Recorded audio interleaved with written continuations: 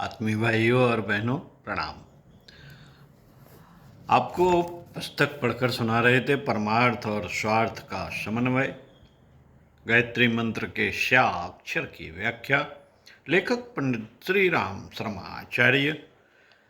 इसी क्रम में स्वार्थ त्याग में अनंत आनंद पढ़कर सुनाते हैं। आइए सुनते हैं। संसार में सबसे बड़ी चीज आनंद माना गया। दुनिया में सब जगह जितनी भागदौड़ दिखलाई पड़ती है और जितने भी प्रयत्न किए जाते हैं, उन सबका अंतिम उद्देश्य आनंद की प्राप्ति ही होता है। पर अधिकांश लोग यह नहीं समझते कि आनंद भौतिक पदार्थों से कदाप नहीं मिल सकता। वह तो आत्मा का गुण है और इसलिए उसकी प्राप्ति आध्यात्मिक प्रयत्नों द्वारा ही संभव है। यदि मनुष्य वास्तव में आत्मिक सुख को खरीदना चाहे तो उसे इसके बदले में उसी के समकक्ष चीज देनी होगी। यदि वास्तव में हम संयम, सहिष्णुता, धैर्य, सहानुभूति और प्रेम को अपने हृदय में उत्पन्न करना चाहें तो हमें इनके बदले में अपनी मनोवृत्तियों की उच्छृंखलता, स्वार्थ, लंपटता और मानसिक चपलता से विदा लेनी होगी।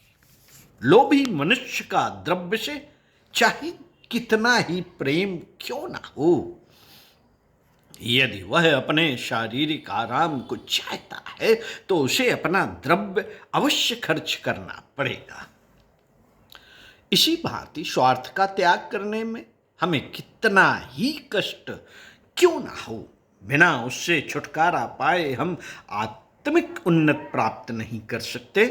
धन का सच्चा उपयोग यही है कि उसके द्वारा मनुष्य जाति को अपनी सुख सुविधा जुटाने में सुविधा हो। वह कृपण जो लक्ष मुद्राओं के रहते हुए भी द्रव्य प्रेम के कारण आवश्यक सामग्रियों को नहीं जुटाता, निसंदेह दया का पात्र है। इसी भांति चैतन्य जगत में भी जो व्यक्ति अपनी मानसिक वृत्तियों के बदले में सच्चे सुख और शांति को प्राप्त करने में हिचकिचाता है, वह मूढ़ बुद्धि है। वह मूढ़ बुद्धि है। प्रकृति ने मनुष्य के हृदय में क्रोध की सृष्टि इसलिए की है कि वह उस पर विजय प्राप्त करके क्षमा कर दी जाए। स्वार्थ के वशीभूत होकर मनुष्य दूसरों की सुख सामग्री को छीन छीन कर अपने सुख के लिए एकत्र करता है।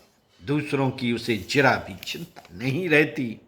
अतएव वह कृपण मनुष्य के सदृश अपना द्रव्य अपने ही पास रखना चाहता है, परंतु धर्म का सिद्धांत इसके विपरीत है।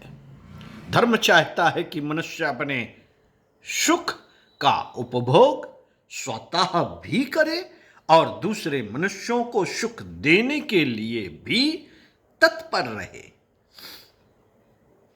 वे आत्मिक शक्तियां कौन कौन हैं जिनकी वृद्धि के लिए हमें प्रयत्न करना चाहिए? दयालुता, मैत्री भाव, संवेदना, संयम, धैर्य, सत्य, शांति और विश्वव्यापी प्रेम।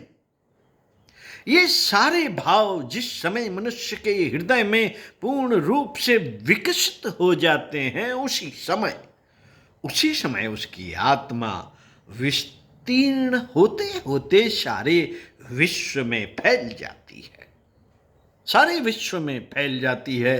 साथियों, यदि इन भावों की प्राप्ति करना चाहते हो तो अधीरता, क्रोध, निर्दयता, घृणा और स्वार्थ तथा अपनी वृत्तियों को दमन करने का प्रण कर लो।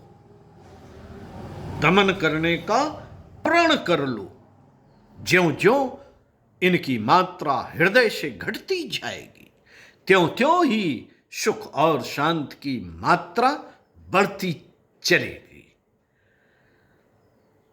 स्वाध्याय, सत्संग, चिंतन, मनन का क्रम अपने जीवन में बनाए रखिए और पढ़ते रहिए कुछ अच्छा और सुनते रहिए कुछ अच्छा। साथियों, समय तो उतना ही है, निकालना पड़ता है। तो समय का सही नियोजन कीजिए और इसी क्रम में आपको अगले वीडियो में पढ़कर सुनाएंगे परमार्थ का मार्ग और उसके सहायक।